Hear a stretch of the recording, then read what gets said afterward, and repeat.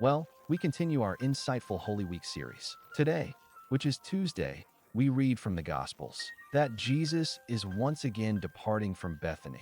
I remind you that Bethany, it is located just behind the famous Mount of Olives. If some seen here, we can even truly appreciate it. When I was making the video, some pilgrims were starting to descend, which is why this path is commonly referred to as the historic Palm Sunday route. By the way, if you haven't had the chance to see the Palm Sunday video yet, take a look, and the one we did yesterday. I highly recommend that you can definitely do it. So let's read the passage first, which connects to today's events and what Jesus is doing, both in the temple previously and later right here. What we are seeing, which today is known as the Mount of Olives. And if you do not know me, my name is Aviel, a super guide from the land of the Messiah. Now we can read in part. What significant events occur when Jesus triumphantly enters Jerusalem? And we have shown in other previous videos the scenic route he took from the iconic Mount of Olives to the city below, towards the beautiful Kidron Valley he likely entered. What was historically referred to as the ancient city of David. When purifying, could then proceed to enter the sacred temple area. And each time anyone coming to Jerusalem, in order to gain access to the sacred temple area, he had to thoroughly purify himself. That is to say, if he completed it on Monday and came back on Tuesday. On that Tuesday, he also needed to be purified. That was the significant rite that was solemnly performed at that specific time. Furthermore, the only thing they continue to practice this today is, they are the ultra-Orthodox Jewish community. So let's read part. Because the narrative detailing Jesus' interactions with the religious leaders is quite extensive and significant. To ensure these videos remain concise and as brief as possible, we read out in Matthew. You, blind guide, carefully strain out a tiny gnat while swallowing the large camel. Understanding this language is essential. Hebraism was widely used. Have this comparison between the extremes. For example, the mosquito, which was considered obviously like smaller animals, and the camel, being the largest of all. Obviously, these people had never seen an elephant, to compare it to a single large elephant. You, scribes and Pharisees, must be recorded by those in charge, as today, of those skilled individuals who are specifically trained to meticulously write the Torah scrolls. Of course, today, it can only be performed by one practicing Orthodox person, a highly devoted and deeply religious individual. About the Pharisee, there is a lot of confusion or lack of knowledge. Who exactly were the Pharisees in historical and religious context? There is always a confrontation between Jesus and the Pharisees, and labels them as hypocrites, hurling a barrage of insulting remarks. That seems. But if when we study Jewish literature, apart from the New Testament, we see that it was also a very common language among them. Furthermore, if you visit this part of the world and overhear discussions, and even the Arabs, you might wonder, are they fighting? Sometimes they don't. They are simply having a conversation, and that's just their way of communicating. To avoid being lengthy, the theology of the Pharisees was remarkably similar to the core theology and teachings of Jesus, more akin to the Sadducees of antiquity. Consequently, not everyone receives their messages positively. Not all Pharisees who were the primary villains featured in this captivating story. Clean the exterior of the glass and plate, but inside, it is filled with both robbery and justice. What does this statement really mean in context? Again, we need to revisit the unique cultural traits of that specific time, where purification was an important process they took seriously. They took it very seriously, and there was absolutely nothing wrong with that. But Jesus says to him, the key point is if it is good that they purify themselves. And we know this important fact from various historical references, also archaeological, that they, in quotation marks, baptize their plates in jars. Their cozy beds, in short, are meant for them to stay absolutely pure. But within this narrative, it is full of themes of theft and the pursuit of justice. If outward appearances are of no use or significance to you, when you are bad inside, when deep inside you feel completely rotten, both individuals who combine the first aspect with the other aspect, blind Pharisee, first, thoroughly clean the inside of the glass container and the decorative plate, so that the outside also may be clean. We are quite distant from this culture. Well, what does that mean? clean glass and wiper? As I previously explained, that time, purification is extremely important for overall well-being, and I repeat, the only individuals who consistently uphold this very strict ritual. They are the members of the Orthodox Jewish community today. Woe to you, scribes and Pharisees, hypocrites! What does it really mean? We are reading the original text written in Greek. In Greek, hypocrites is where the word actors come from. Actors? Yes, because that's where the word comes from. Why use the term hypocrite? Because that person is acting on behalf of someone who is not present or able to represent themselves. True. Of course, today we have actors placed on a pedestal that is far too high. We often forget that these individuals, that those characters, that those people are embodying themselves. They are not those people. On camera, they present one image. But behind the camera, does it truly reveal who they really are inside? Because they resemble whitewashed tombs on the outside. That on the outside they really appear beautiful, but inside they are full of bones, concerning the dead and unclean. Again, there is one parallel with what is cleaning, with regard to what constitutes the external appearance. And what truly should take precedence is what lies within us.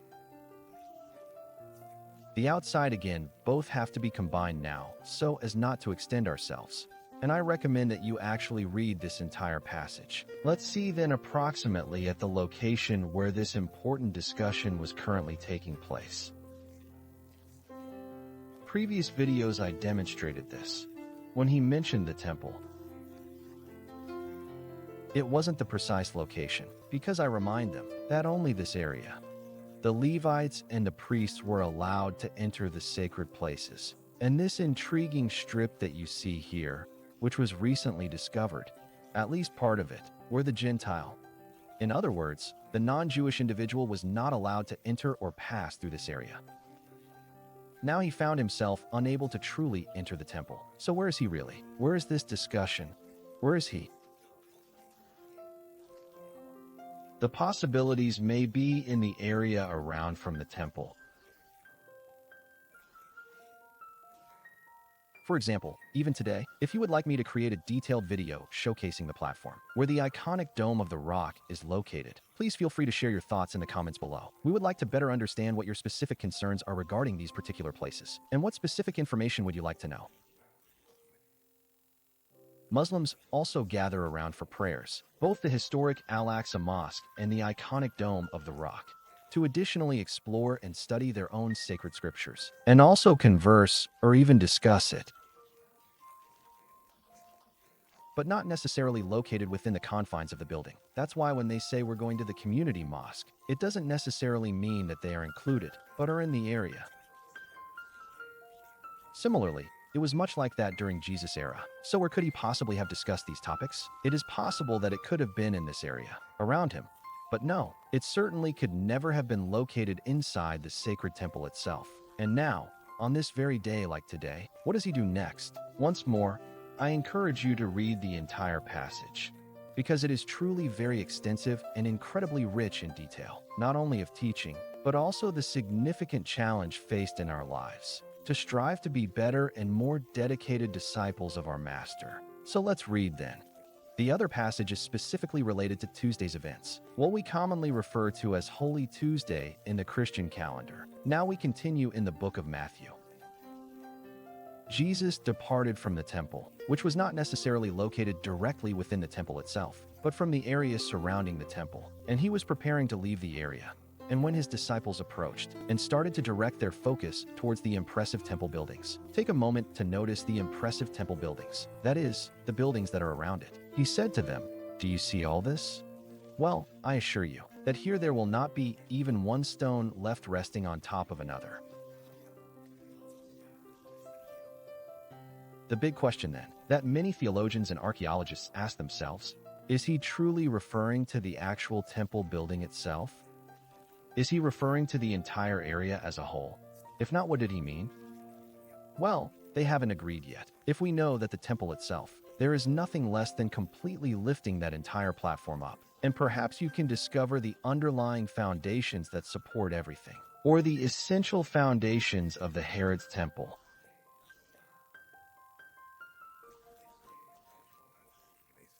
However, everything around you. Where was the Stoa? The building from the last video? All that was left was nothing. But you might be wondering, what about the famous Western Wall? Because it is frequently misunderstood. And if you would like me to make one video about the Western Wall, let me know in the comments. Really, the Western Wall, it was simply an ordinary retaining wall, standing firm. It wasn't solely the temple itself, they tell you with conviction. But you see, not all of Jesus' significant prophecy has yet been fulfilled, because there are still visible remains of that ancient wall standing today. What do you think? He thinks that what Jesus said really came true. What is that wall? What we recognize today as the historic Western Wall. It surely must be knocked down someday, as I am aware from the comments I've read. But then they journeyed to the majestic Mountain of Olives, where they could hear the whispers of the wind, the section we observed at the very beginning. Therefore, it is crucial to be able to effectively emphasize that Jesus was not merely confined within the limits of Jerusalem, which also used to frequently go to the scenic Mount of Olives, and he chose not to remain sleeping within the city, but he always stayed in the town of Bethany. So let's see, according to tradition, where Jesus imparts that important teaching about the end times. I would like to take a moment to quickly show you what today looks like for us. After Jesus departs from the city of Jerusalem in the Old City, climb the Mount of Olives, as tradition holds. The special place I want to talk about is nestled behind these tall pines, which is what we are going to see in a few moments. And this is the breathtaking view from the very top of the famous Mount of Olives. Now we are excited to show you a fascinating place known as the Pater Noster, where, as per long-standing tradition, what we are about to read in these upcoming moments is going to happen. So you can truly appreciate what it beautifully looks like. This experience is really completely different from the time spent in Yeshua. How today looks like.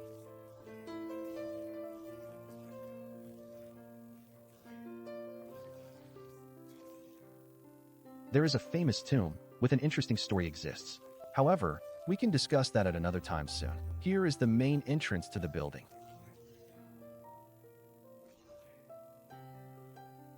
The ancient Eleona Church. We continue with Matthew.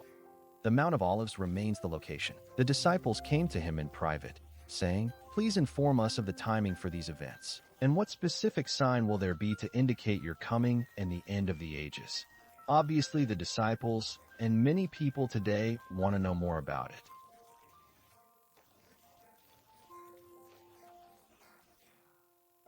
When can we expect his arrival in the future? For more details on this place, please let me know, so I can make a separate video. Please feel free to share your thoughts in the comments below. So, we're going to specifically focus on the last teaching from our teacher.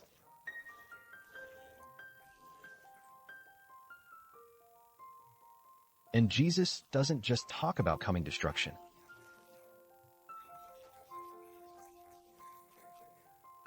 Not only of the destruction of Jerusalem, but also of the significant event of his second coming. That is why he strongly warns us to remain vigilant and attentive at all times. Let us not be fooled by no one expressing any regret about it. Countless individuals have fallen into that trap.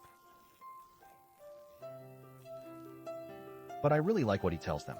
Once again, I strongly encourage you to take the time to read this entire passage carefully, since we want to keep the instructional videos shorter and more concise. And they can simply ask your questions too, about the things they have been observing and noticing. And, of course, it is actively listening. I appreciate the message of verse 40, to watch, because you are unaware of the hour when your Lord will unexpectedly arrive. But knowing this, that if the father of the family were present in that situation, at what time the thief will come, he would carefully watch and not allow his house to be undermined. Therefore, you too should be fully prepared. The Son of Man will arrive unexpectedly at a time you will not anticipate at all. In accordance with Christian religious tradition, this is the place you are seeing right now. This cave, it seems then, was the place where Jesus took a seat to begin teaching his eager disciples important lessons. We will discuss this place's history in future videos, but I wanted to specifically focus on this topic. Why? Because we have today one intense fascination with end times. And Jesus is very clear, he told them. No one knows. not even angels or he himself. But only the Father truly knows the complete truth. Our primary concern should be to act as sub-witnesses in the ongoing events around us and walk in righteousness, walk in truth.